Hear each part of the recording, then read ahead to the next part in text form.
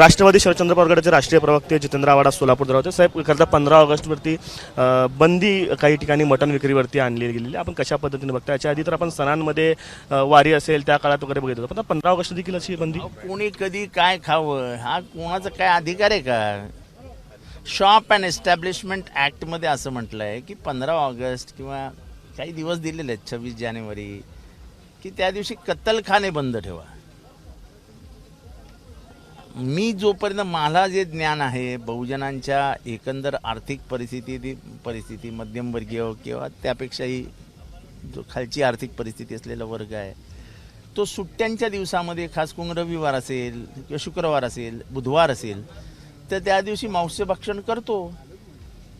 त्या दिवशी 15 ऑगस्टला सुट्टी आहे, लोक आरामात उठतात, जाऊन मटण घेऊन येतात, घरचे सगळे एकत्र बसतात, मस्त स्वादिष्ट जेवण जेवतात. ही प्रथा आणि परंपरा आहे महाराष्ट्रामधली, देशामधली. ती का उद्ध्वस्त करताय तुम्ही? सगळ्यांनी श्रीखंड पुरीच खावी असा का आग्रह आहे?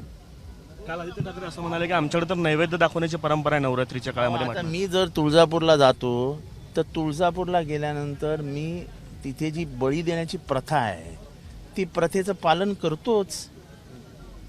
त्याच्यानंतर 5 तास तुळजापूरमध्ये थांबून माझ्या पुजाऱ्यांच्या घरी ते मटण शिजवलं जातं. ते मटणाचा आम्ही जेवतो आणि त्याच्यानंतर परत आई भवानी तुळजाभवानीला नमस्कार करतो आणि सांगतो की साहेब आई माझ्या सगळ्या अडीअडचणी तू पायाखाली घे. ही प्रथा आहे. ही प्रथा का मोडताय तुम्ही? काय झालंय काय तुम्हाला? तर देशाच्या एका भागामध्ये जे विक्रेते आहेत, फळ विक्रेते, त्यांनी नावापुढं आपल्या दुकानापुढं नावाची पाटी लावायची असं एका राज्यात झालं. कोणाकडनं फळं घ्यायची हे तुम्ही निश्चित केलं आणि आता परत पुन्हा काय खायचं हे निश्चित केलं जातं. सगळंच. तुम्हाला या देशामध्ये फक्त विकास कुठे होताना दिसत नाहीये. देश महाराष्ट्र भिकेला लागलाय. 10 लाख कोटी रुपये कर्ज झालेलं आहे. हे सगळं लपवायचं कसं? तर मग द्वेष वाढवा, ओबीसींमध्ये वाढवा, तो मराठ्यांमध्ये वाढवा, तो दलितांमध्ये वाढवा, तो सवर्णांमध्ये वाढवा. मग हे असं मांसाहारी शाकाहारी असे वाद वाढवा.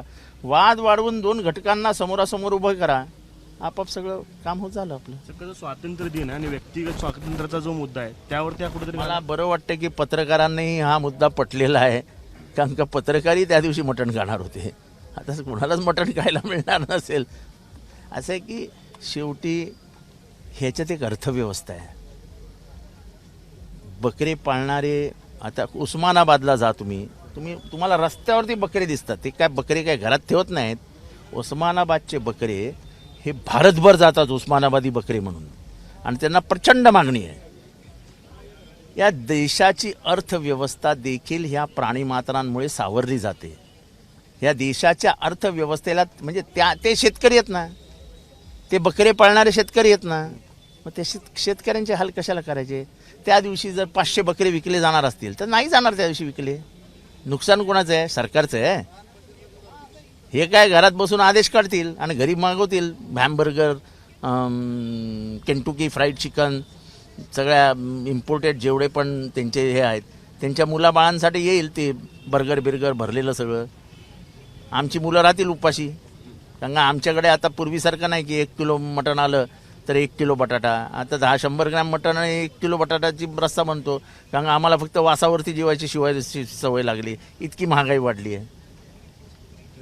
राष्ट्रवादी काँग्रेस शरद पवार गटाचे राष्ट्रीय प्रवक्ते जितेंद्र आव्हाड तर मटण बंदी विक्री बंदीचा जो निर्णय राज्यातल्या अनेक ठिकाणी 15 ऑगस्टच्या निमित्तानं केला जातो त्यावरती त्यांनी आपली रोखठोक भूमिका या निमित्तानं व्यक्त केली आहे. कॅमेरा पर्सन अयुब कलदीसह आफताब शेख, एबीपी माझा, सोलापूर. एबीपी माझा, उघडा डोळे बघा नीट.